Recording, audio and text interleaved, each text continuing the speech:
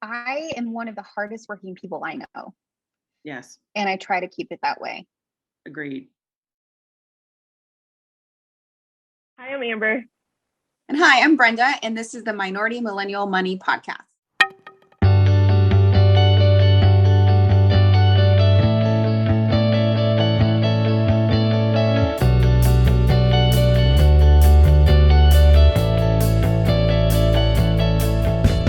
Welcome back, guys. So we've talked a lot on our podcast so far about, if you're a young professional, what you can do with your money. And a lot of listeners have reached out to us and asked us, what do you do if you don't have money? How did you come about making money? And, what can you do to start making money and to level up your income? So me and Brenda will talk today about, what we've done and how we've chosen our professions and what we think could help. So Brenda, why don't you tell us, first, is nursing lucrative? How much money can you make from it? And why did you choose to be a nurse?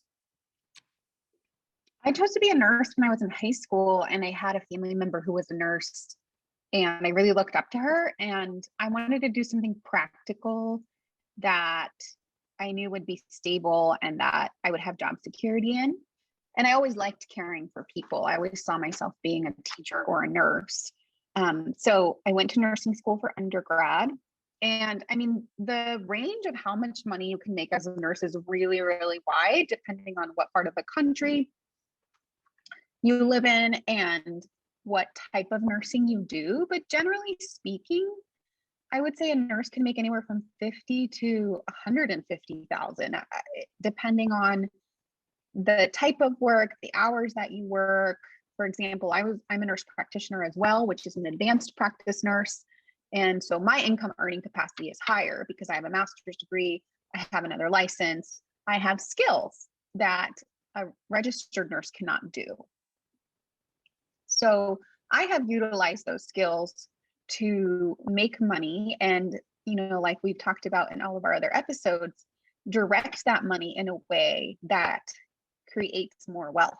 Right. And that doesn't mean that I haven't enjoyed my life. Like I've never felt like I'm really that restrictive, but I have also been very smart with the way that I manage the money that I have made. But I will say that if I wasn't making at least 75,000 for the last 7 years, then I wouldn't be where I am today. So it is a matter of how much you make at some point, right? And I think you and I were just talking about how beyond 100,000 to 150,000, it's really, your happiness does not go up that much, right? But it's reaching that point, like that 6-figure mark, where people tend to feel more comfortable and more confident.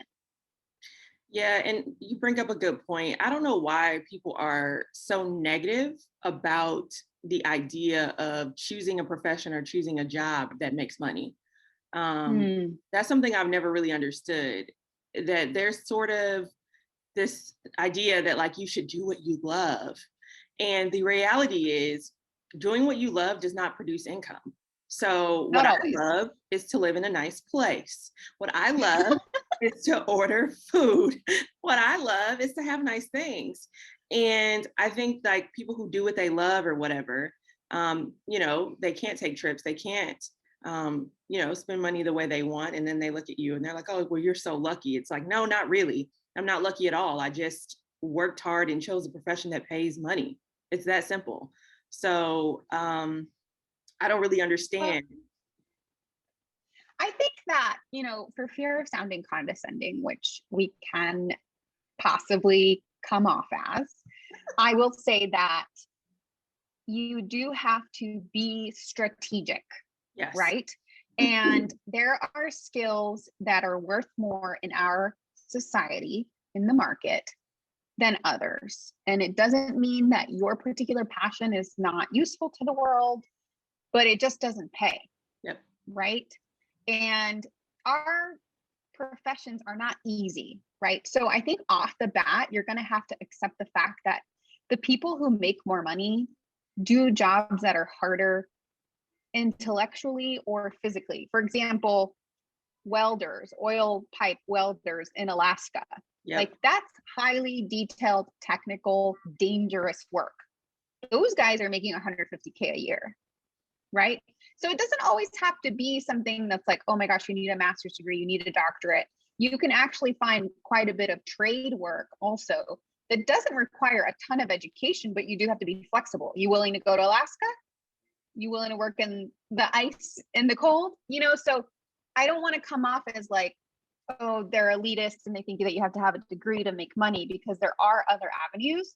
Absolutely. But you do have to be strategic about the skill that you will provide to society, and society will reward you with decent pay. Right. I mean, and listen, like I went to art school for college, so I totally understand. I've been there where, you're really idealistic and you're like, I really like basket weaving and my baskets can, give people a lot of happiness. That's great. But I mean, reality is you're not going to make 6 figures probably basket weaving. So, I mean, it's just, you have to make the decision of what you want to do and what kind of life you want to live. Right. So you want to make sure that it's not something that you despise doing, right? Like I don't advise anyone who's like gets nauseated from seeing a little blood or doesn't like bodily fluids to go into nursing. Like I agree. You're not going to be happy, or who doesn't really like being around people a lot, because nursing is really draining in terms of being there for people all the time. So you want to make sure it's something that suits your personality at least a little bit so that it's sustainable for you. I couldn't be a lawyer, right? And I think you're pretty clear that you probably couldn't be a nurse. It just doesn't suit our personality. So I actually never in my life considered going to law school. But the secret is finding a job that is useful and lucrative, and then also being strategic with what you do with that money, and not being like, I make 6 figures, I'm going to spend it all, I'm gonna live it up and be extravagant because I make money. Yes. One thing I want to say is I feel like a lot of people, I can only speak to, the Black community, a lot of people in the Black community who I think grew up poor, tend to go into professions a lot of times when they go to college, like social work or psychology. And sometimes those professions don't pay a lot of money. And sometimes those people have a lot of loans for those degrees. And it's something that worries me, that I feel like the Black community feels like, or at least some people feel like, they have this burden that they want to help the community. And so they do those professions that don't pay a lot of money. And I would just challenge people to the idea that there are Black lawyers that are needed, there are Black doctors that are needed. And until we can infiltrate these positions of power and turn them into positions that minorities can have, is when we can start closing the racial wealth gap. And I don't think people realize that, because it's the same idea of like Black people being public defenders. A lot of them are like, oh, the criminal justice system, blah, blah, blah, let's go be public defenders. It's like, no, actually we need Black people to be prosecutors. Those are the people who can make the deals. Those are the people who are in charge of what sentence you get. Those are the people who can file charges. Those are the people in power. And so I struggle with this because I see it a lot. And I'm just like, you guys, like, we need to be taking the positions of power. Those high income earning positions, those are the ones we need. Right. We have a lot of Black social workers. We have a lot of them. That's part of the reason I chose to get a PhD, not because it's necessarily that much more lucrative, but the PhD gets me into spaces that are traditionally dominated by white people. Yep. Right. And so I felt like as a minority, I have to have the highest possible credentials so that nobody can say, oh, she only has a master's. Right. And underlying that is she's Hispanic, so she only has a master's. Right. And so we have to get ourselves to the spaces where the power lies, because money follows power. Yep. And so say you're like just out of high school, right? If you're not a book smart type person or you don't like school, then pursue a trade, pursue something that you can do with your hands. I know plenty of people who have gone into welding or even like being a dental hygienist. You know, dental hygienists can make $40 to $50 an hour. Wow. I had no idea. Yeah, that's a six-figure job. You know, welders can make a ton of money, like I said before, plumbers, electricians, all of that. We need those people. We'll always need plumbers and electricians. Just listen to our real estate episode. Right.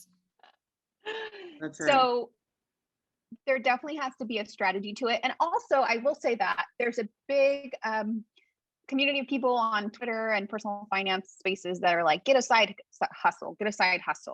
And it's like, if you have a job that's lucrative enough for the 40 hours that you're putting in, you don't need a side hustle. Yep. Right? Rather than spending time on a side hustle, spend that time investing in yourself so that you're more useful. So true. And I personally, I've had side hustles, but they've been lucrative side hustles. Like I think you and I were just talking about a job I'm being recruited for at $75 an hour. And I'm having to turn jobs like this away. Right. Because I don't have time. Yeah. Well, just think about that. I mean, there's a lot of people out there who are unemployed, and you are overemployed right now. Right. But why? Because I have a skill that's highly useful. Right. And I don't always love it. Yeah, I think that the idea that you love a job is really an idealistic one. I mean, practicing law is cool. I like being a lawyer, but do I want to work every day? Absolutely not. Would I rather be at a spa? Absolutely. So I'm not. Would I rather have my nails done? Absolutely. Yes. You know, I don't like. But the upside is everyone's doing work they don't like. You might as well be making money for it. Yes. You're never going to love to go to work every day. Not every day. And there's trade-offs. Like I'm sure I can work, law jobs that make a lot more money than I'm making, but I really like, the government sector. And so that's what I've chosen to do. But I'm also paid well. So, there's certainly, I'm not at all saying like you should go do a job that you absolutely hate just to make money. You should do a job that you tolerate where you make a good income, an income that you want to live off of. Right. And definitely I think that I could have had more fun, quote unquote, in my 20s, but I was so dedicated to my career. I was so committed to being a high value individual that I probably missed out on some things. But honestly, looking back, like I'm set for life. Yeah. Like I can take 3 years off from a job, although I'm getting emails daily that they want me to work, and not worry about my retirement, not worry about how I'm going to pay my bills, because I worked my ass off in my 20s. Yep. Right. So I think that anyone in their early or mid 20s, like this is the time to start making yourself a high value individual and then invest that money, because you won't regret that. Like I meet a lot of people in their 30s who are like, oh my gosh, I'm just now starting to like pay off my debt. Wow. And I'm like, oh, wow, I don't have any debt, because I had it in my early 20s, but I got rid of it and I vowed to never get back into it. So I just think that there's something to be said for really investing in yourself early in life and being willing to put in the work. I agree. Right? Like none of it was easy. I'm lucky in a sense, that I was able to do all of those things, but I also put in the work. I worked full time as I got my master's full time. I worked in undergrad. I'm working as I'm getting my PhD. So it's not like these things came easy to us, right? Especially being minorities. Like we didn't have role models. We didn't have mom and dad to fall back on. Yep. In a sense, right? Like it's not like we're daughters of privilege. Yeah, I wish. Would look good on me. Daughter of hard work. I agree. We definitely put in a lot of hours. And I think we definitely have probably done things that a lot of people feel like are impossible or that they wouldn't be willing to do. I mean, I remember I used to go to school when I was in undergrad. I was 17 years old, and I would do classes from 9 a.m. to 2 p.m. And then I would do a 3 to 11 shift and try to get my homework done and then do it all again every single day. And I did that for a few years. So I agree. There's certainly, we put in a lot of time and effort to get to this point. And I hope people see that. But unfortunately, I think sometimes people just see the end product and they're just like, oh, you just got really lucky, which is something that is like one of my biggest pet peeves is when people tell me I got lucky. And it's like, no, I just worked hard. And now I have something to show for it. Right. Yeah. I am one of the hardest working people I know. Yes. And I try to keep it that way. Agreed. I mean, apart from my classmates who are doing this PhD with like 4 kids, I don't know anyone that works harder than me. Right. For sure. You know, but at the same time, like they have support. They have a husband. Yes. You know, like I only depend on myself. Like I don't have anyone to pay the rent if I can't pay it myself. Yes. So people are like, well, you're single, you don't have kids, so like it's easier for you. I'm like, I hate that. I'm like, you have a I whole know. person over there who can help you pay your bills, take out your trash, do your dishes, do your laundry, get groceries. Like, are you serious? Right. And if your husband's Right. not doing anything, then sounds like a personal problem. It's all a struggle, right? Yeah, it's all a struggle. It's just, can you make the best of it? Absolutely. Anyway, if there's anyone out there who would like us to help them brainstorm through this, we're more than happy to help you, and we could bring you on. You could be anonymous. Because this is really the fun part, right? Is implementing some change and some goals and getting some skills, and then the paychecks start coming in and you're happy about it. Agreed. All right. Yeah. So we'd love feedback. Email us. We'll see you next time.